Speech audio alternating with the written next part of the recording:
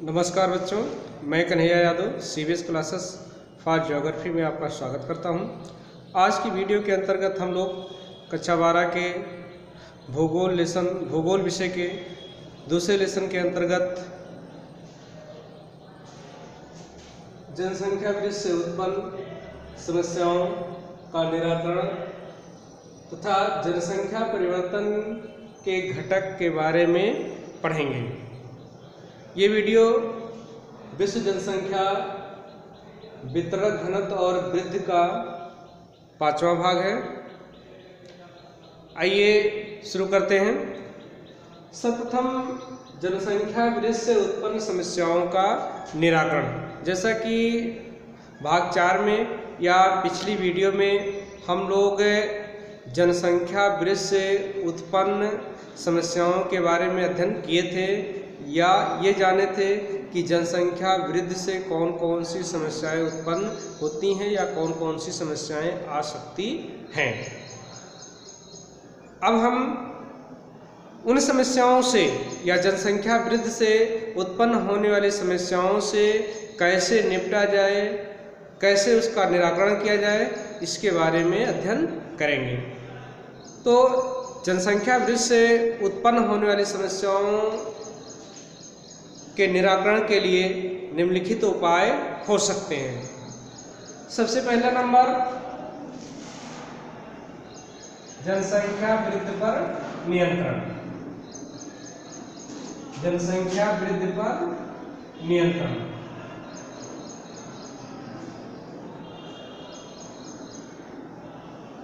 जनसंख्या वृद्धि पर नियंत्रण, जिसकी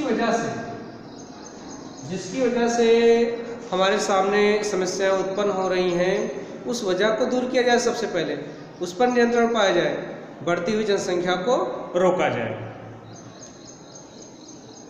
दूसरा क्या हो सकता है? दूसरा हम लोग पढ़े हैं, जनसंख्या वृद्धि से जो समस्याएं उत्पन्न होती हैं उसमें हम लोगों ने एक समस्या पढ़ा है, संसाधनों की कमी या संसाधनों पर अधिक भार। तो इसके निराकरण के लिए हम लोग क्या करें कि अधिक से अधिक संसाधनों का विकास किया जाए। तो यहाँ हम कर सकते हैं संसाधनों का कुशलतम उपयोग। संसाधनों का विकास एवं कुशलतम उपयोग। संसाधनों का विकास एवं कुशलतम उपयोग।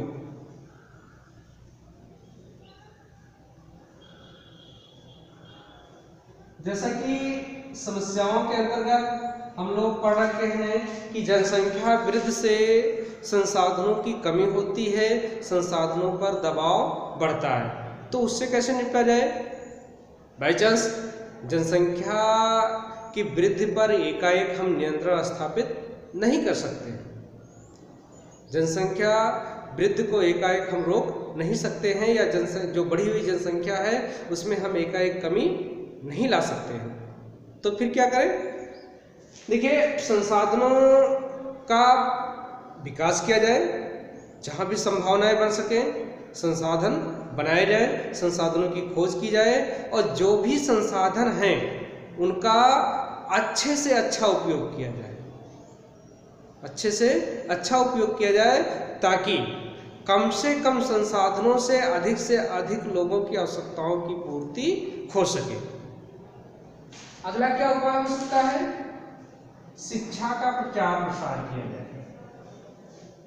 शिक्षा का प्रचार प्रसार या शिक्षा का प्रसार। देखिए, शिक्षा के प्रसार से कैसे बढ़ती हुई समस्याओं, कैसे जनसंख्या वृद्धि से उत्पन्न होने वाली समस्याओं से छुटकारा पाया जा सकता है। देखिए, शिक्षा का प्रचार करने से या प्रसार करने से लोग जनसंख्या वृद्धि से जो समस्याएं उत्पन्न हो रही हैं उन समस्याओं को अच्छे तरीके से समझेंगे और उन समस्याओं से कैसे निपटा जाए उसके प्रति वो प्रयासरत होंगे और जनसंख्या वृद्धि से होने वाली समस्याओं के प्रति जागरूक होंगे। इसलिए समस्याओं से अगर हमें निपटना है जनसंख्या वृद्धि से उत्पन्न होने वाली, तो हमें शिक्षा का प्रचार प्रसार करना होगा। अगला हमारा जो हो सकता है वह है प्रवास या विदेश गमन। प्रवास या विदेश गमन। देखिए, जनसंख्या के वितरण में हम लोगों ने अध्ययन किया है या हम लोग अध्ययन कर चुके हैं कि विश्व के सभी भागों में एक समान जनसंख्या नहीं पाई जाती है। कहीं पर सघन जनसंख्या पाई जाती है तो कहीं पर विरल जनसंख्या पाई जाती है। लेकिन आज के समय में राजनीतिक वश बहुत से नवोदित देशों ने अपने यहाँ प्रवास पर प्रतिबंध लगा रखा है, यद्यपि वहाँ जनसंख्या की कमी है। तो ऐसी स्थिति में जहाँ पर जनसंख्या कम है, वहाँ पर जहाँ ऐसे देश, ऐसे भाग जहाँ पर जनसंख्या की अधिकता है, वहाँ से लोगों को जाने से प्रतिबंध को हटाना चाहिए, ताकि लोग जहाँ पर विरल जनसंख्या है वहाँ पर जा कर के निवास कर सके, ताकि संसाधनों का उचित वितरण हो सके और संसाधनों का कुशलतम उपयोग हो सके। अगला जो हमारा उपाय हो सकता है, बढ़ती हुई जनसंख्या से जो उत्पन्न होने वाली समस्या है उससे निपटने का, वह हो सकता है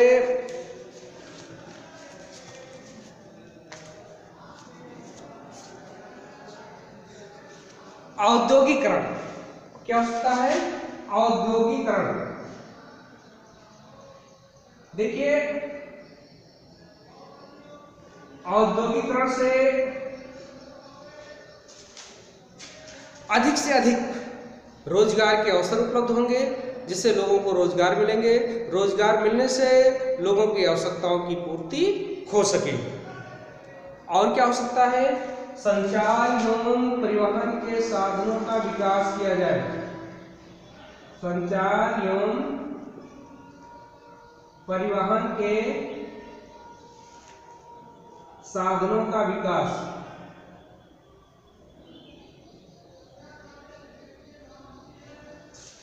संचार एवं परिवहन के साधनों के विकास होने से जिस क्षेत्र में सघन जनसंख्या आ रही है, वह उस क्षेत्र से जनसंख्या निकल करके विरल क्षेत्रों में जा करके प्रवास कर सकती है।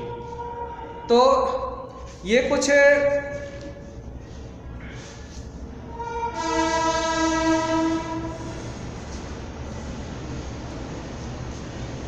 अगला हमारा जो उपाय हो सकता है वह है भूमि का उचित उपयोग। भूमि का उचित उपयोग। देखिए, जनसंख्या बढ़ने से भूमि पर दबाव बढ़ता है। भूमि पर अनेक चीज़ें हमारे स्थित होती हैं, जैसे खेत खलिहान, स्कूल, कंपनियां, फैक्ट्रियां, रेल, सड़क आदि भूमि पर ही स्थित होते हैं। जनसंख्या अगर बढ़ती है तो इन सब की मांग बढ़ती है, जिससे भूमि पर दबाव बढ़ता है। इसके लिए हम क्या करें कि जो भी भूमि हमारे पास है उसका हम सही से सही उपयोग करें। जैसे एग्जाम्पल के रूप में हम लोग आवास को ही ले लें। देखिए, जनसंख्या बढ़ती है, रहने के लिए सबको आवास चाहिए, तो आवास बनाने के लिए लोगों को घर चाहिए। हम क्या करें कि घर को कई मंजिला बनाएं। सुविधा के अनुसार, क्षेत्र के हिसाब से घर को कई मंजिले बनाए जा सकते हैं, ताकि कम भूमि का उपयोग करते हुए अधिक से अधिक लोगों की आवश्यकता की पूर्ति हो सके। ऐसे भूमि का और भी कुशलतम उपयोग हो सकता है, जैसे कृषि कार्यों में। कृषि कार्यों में कम क्षेत्रों पर खेती करते हुए अधिक से अधिक उत्पादन किया जा सकता है। ऐसे और भी भूमि का कुशलतम उपयोग हो सकता है। अगला जो कारण हमारा है वह हो सकता है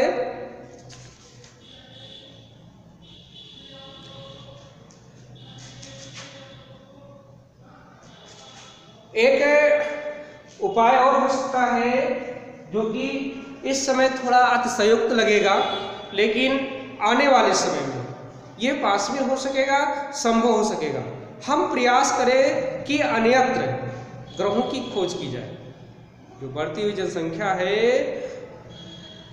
उससे जो समस्याएं उत्पन्न हो रही हैं, उन समस्याओं के निराकरण के लिए हम अन्यत्र ग्रहों की खोज अपने सौरमंडल में या सौरमंडल के बाहर करें और उन ग्रहों पर मानव को बसाने की कोशिश करें तथा उन ग्रहों पर जो संसाधन मौजूद हैं उसका उपयोग हम अपनी आवश्यकताओं को पूरा करने के लिए करें। इससे बढ़ती हुई जनसंख्या से कहीं ना कहीं छुटकारा पाया जा सकता है, या बढ़ती हुई जनसंख्या से जो समस्याएं उत्पन्न हो रही हैं, संसाधनों आदि की कमी कहीं ना कहीं इससे पूरी की जा सकती है। तो ये कुछ उपाय हैं, कुछ पॉइंटें रहीं जो जनसंख्या वृद्धि से समस्याएं उत्पन्न होती हैं उनके निराकरण के लिए। अब हम लोग जनसंख्या परिवर्तन के घटक के बारे में जानेंगे। किसी स्थान की जनसंख्या में वृद्धि होती है, कमी होती है, बदलाव होता है, तो किनकी वजह से होता है, आइए हम उसको जानें। देखिए, किसी स्थान की जनसंख्या में जो परिवर्तन होता है उसके 3 घटक होते हैं। किसी स्थान की जनसंख्या बढ़ेगी घटेगी ये निर्भर करता है उन 3 घटकों पर। नंबर 1 जन्म दर, नंबर 1 जन्म दर, नंबर 2 मृत्यु दर और नंबर 3 प्रवास। इन 3 बातों पर किसी स्थान की जनसंख्या में परिवर्तन कैसा होगा निर्भर करता है। जन्म दर किसे कहते हैं? किसी क्षेत्र विशेष में, किसी क्षेत्र विशेष में 1000 व्यक्तियों के पीछे, 1000 व्यक्तियों के पीछे जितने जीवित बच्चे होते हैं उसमें उस क्षेत्र की 1000 व्यक्तियों के पीछे जितने जीवित बच्चे जन्म लेते हैं उसकी संख्या को जन्म दर कहते हैं। मृत्यु दर किसे कहते हैं? 1000 किसी क्षेत्र विशेष के, एक वर्ष के अंदर, किसी वर्ष विशेष के अंदर 1000 व्यक्तियों के पीछे जितने व्यक्ति की मृत्यु होती है उस संख्या को मृत्यु दर कहते हैं। और प्रवास किसे कहते हैं? एक स्थान से दूसरे स्थान पे जाकर के रहना बसना प्रवास कहलाता है। ये तीनों किसी क्षेत्र के जनसंख्या परिवर्तन के महत्वपूर्ण घटक माने जाते हैं। देखिए, अगर जन्म दर अधिक है, मृत्यु दर कम है तो जनसंख्या तेजी से बढ़ेगी। अगर जन्म दर कम है, मृत्यु दर अधिक है तो जनसंख्या घटेगी। अगर किसी स्थान से लोग आकर के किसी दूसरे स्थान पर बस रहे हैं तो जहाँ से लोग आ रहे हैं वहाँ से जनसंख्या घटेगी और जहाँ पे बस रहे हैं लोग वहाँ पर जनसंख्या बढ़ेगी। आज की वीडियो में बस इतना ही। और इनके फार्मूले, जन्म दर और मृत्यु दर के फार्मूले आपकी किताब में दे रखे हैं, उसको आप नोट कर लेंगे और समझ लेंगे। आज की वीडियो में बस इतना ही, मिलते हैं कल की वीडियो में।